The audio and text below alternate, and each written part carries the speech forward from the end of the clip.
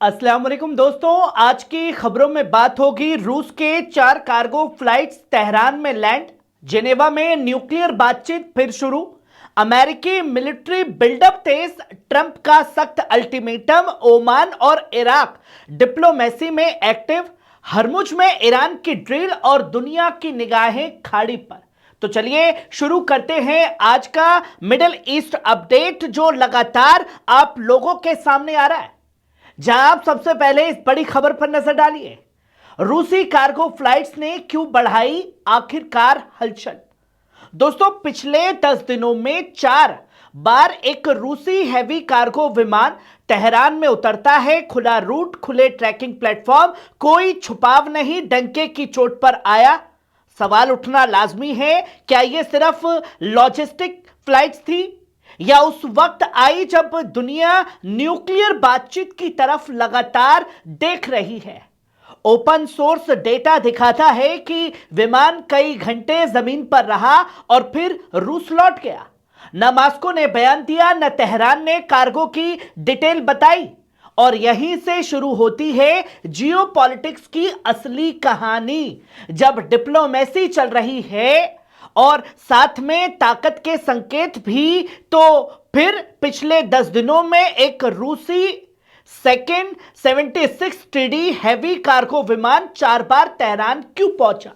यह विमान गैलेक्स एयरलाइंस का बताया जा रहा है और ओपन फ्लाइट्स ट्रैकिंग वेबसाइट पर पूरी तरह दिखाई देता है। खास बात यह है कि फ्लाइट्स ने अपना रूट छुपाया नहीं, ट्रांसपोंडर भी बंद नहीं किया, यानी सब कुछ खुले तौर पर डंके की चोट पर किया गया। अब सवाल यह उठ रहा है, जब जिनेवा में न्यूक्लियर बातचीत दोबारा शुरू होने वाली है, उसी वक्त इतने कम समय में 4 कार्गो रोटेशन क्यों हुए। मास्को और तेहरान दोनों ने कार्गो की डिटेल नहीं बताई है, इसलिए एक्सपर्ट्स इसे स्ट्रेटेजिक सिग्नल्स भी मान रहे हैं। लेकिन अभी तक कोई ऑफिशियल कंफर्मेशन जो है वो दोस्तों सामने नहीं आ पाई है। पर हलचल इस कार्गो फ्लाइट्स ने मचा दी है। वहीं आप ये दूसरी खबर देखिए, जिनेवा की टेबल पर न्यूक्लियर बातचीत। अब बात जिनेवा की, जहां अमेरिका और ईरान फिर आमने सामने बैठने वाले हैं। तेहरान साफ तौर पर कह रहा है कोई टेम्परेरी डील नहीं। ईरानी प्रवक्ता का कहना है कि हर समझौता तभी होगा जब मुल्क के हक और पाबंदियों में राहत दोनों साथ साथ हों। अमेरिका की तरफ से शर्तें यूरेनियम एनरिचमेंट की है, मिसाइलें और रीजनल रोल पर टिकी हुई है। यानी बातचीत सिर्फ न्यूक्लियर पर नहीं बल्कि पूरी रीजनल पॉलिटिक्स पर भी टिकी हुई है। ईरान साफ तौर पर कहता है कि उसका प्रोग्राम एनपीटी के दायरे में है और आईएईए की निगरानी में चल रहा है। यही बातचीत सिर्फ टेक्निकल नहीं बल्कि सियासी और आर्थिक भी बन चुकी है, जो लगातार डंके की चोट पर ईरान करता हुआ दिखाई दे रहा है। वही अब आप अगली खबर देखिए, अमेरिकी मिलिट्री बिल्डअप, जो तीसरी बड़ी खबर सामने आई। दोस्तों, डिप्लोमेसी के साथ साथ खाड़ी में अमेरिकी तैनाती भी बढ़ रही है। Aircraft carrier, strategic bombers, air defence system, और इसी बीच अमेरिकी सदर का बड़ा बयान, अगर डील नहीं हुई तो सख्त कदम पर विचार हो सकता है। यानी एक हाथ में बातचीत ले लो, दूसरे में दबाव ले लो, तीसरे पर जंग ले लो। डिफेंस एनालिस्ट कहते हैं यह वही पुरानी स्ट्रेटेजी है जिसमें बातचीत और ताकत दोनों साथ साथ चलती है। डिप्लोमेसी के साथ साथ अमेरिका ने खाड़ी में अपनी मिलिट्री तैनाती बढ़ा दी है। रिपोर्ट्स में एयरक्राफ्ट कैरियर, बॉम्बर्स और एयर डिफेंस सिस्टम की बात सामने आई है। अमेरिकी सदर ने बयान दिया कि अगर मीनिंगफुल डील नहीं हुई तो मिलिट्री ऑप्शन पर विचार हो सकता है। यानी बातचीत और दबाव दोनों साथ चल रहे हैं, जिसे कई एनालिस्ट डिटरेंस स्ट्रेटजी भी कहते हैं। आने वाला वक्त तय करेगा कि डोनाल्ड ट्रंप क्या फैसला लेने वाला है, किस तरीके से क्या रिएक्शन ईरान का रहने वाला है। वही आप जब धमकी आ गई है तो यह चौथी खबर देखिए, ईरान की प्रतिक्रिया और हरमुज में ड्रिल। तेहरान की तरफ से भी जवाब आ गया है डोनाल्ड ट्रंप के लिए।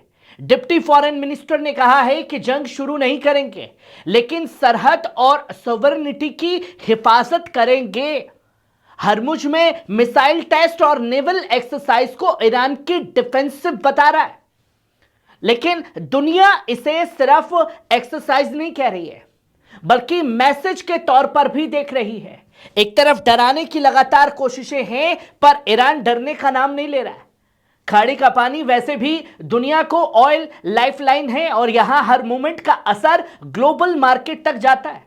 ईरान इसे डिफेंसिव बता रहा है, मगर अंतरराष्ट्रीय हलकों में इसे स्ट्रेटेजिक मैसेज के तौर पर देखा जा रहा है, क्योंकि हुर्मुज दुनिया की सबसे अहम ऑयल रूट में से एक है जिस पर पूरी तरीके से अभी ईरान ने होल्ड कर रखा है।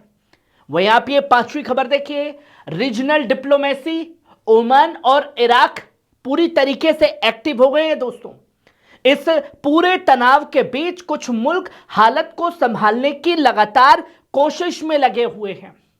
ओमान फिर से मध्यस्थ की भूमिका निभा रहा है। इराक के फॉरेन मिनिस्टर भी बातचीत को आगे बढ़ाने की लगातार बात कर रहे हैं, क्योंकि अभी तक ओमान था, अब इराक भी साथ आ चुका है। यानी एक तरफ जंगी जहाज, दूसरी तरफ बातचीत की मेज जो है वो मुल्कों द्वारा सजाई जा रही है। यही मिडिल ईस्ट की सियासत है, जहां हर कदम दो मैसेज देता है। तनाव कम करने के लिए ओमान और इराक के फॉरेन मिनिस्टर ने बातचीत की है। ओमान पहले भी तेहरान और वॉशिंगटन के बीच मध्यस्थ की भूमिका निभाता रहा है। इराक का साफ तौर पर कहना है कि बातचीत सफल होनी चाहिए ताकि रीजन में जंग ना बढ़े। यानी कुछ मुल्क बैक चैनल डिप्लोमेसी के जरिए हालात को कंट्रोल में रखने की कोशिश कर रहे हैं, जो तस्वीर खास तौर पर इराक की भी सामने आई है। वही अब आप ये छठी खबर देखिए, रूस ईरान और बदलता समीकरण। दोस्तों, रूस और ईरान की बढ़ती नजदीकी कोई नई बात नहीं है। ऊर्जा से लेकर डिफेंस तक दोनों मुल्क कई सेक्टर में साथ साथ काम कर रहे हैं और अब पश्चिमी पाबंदियां दोनों पर हैं, तो स्ट्रैटेजिक तालमेल और तेज होना लाजमी भी माना जा रहा है। रूस और ईरान के बीच पिछले कुछ सालों में ऊर्जा, डिफेंस और ट्रेड सेक्टर में सहयोग बढ़ा है। पश्चिमी पाबंदियों के दबाव में दोनों मुल्क गए नए लॉजिस्टिक और आर्थिक रास्ते तलाश रहे हैं। हालांकि कार्गो फ्लाइट्स का मकसद क्या था, यह अब तक क्लियर नहीं हो पाया है, लेकिन टाइमिंग ने इसे जियोपॉलिटिकल चर्चा का एक बड़ा हिस्सा जरूर बता दिया है। जो तस्वीर खास तौर पर तेहरान से सामने आई और तेहरान से आती हुई तस्वीर ने खलबली भी खूब मचाई। लेकिन यहां सबसे अहम बात यह है कि अब तक किसी ने यह नहीं कहा कि कार्गो फ्लाइट्स मिलिट्री मकसद के लिए थी, पर अंदाजा लगाया जा रहा है।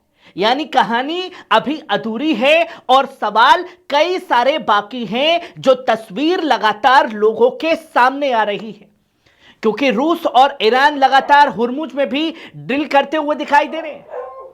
दोस्तों, आज की पूरी तस्वीर यही दिखाती है कि दुनिया दो रास्तों के बीच खड़ी है।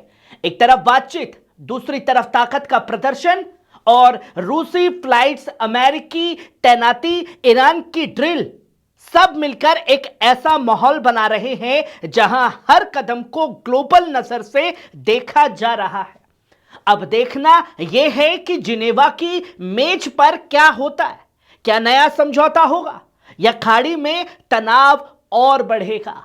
आप लोगों की इस पूरे मुद्दे पर क्या राय है, कमेंट में जरूर बताइए और जुड़े रहिए पल पल न्यूज के साथ, क्योंकि मिडिल ईस्ट की कहानी अभी खत्म नहीं हुई है। शुक्रिया।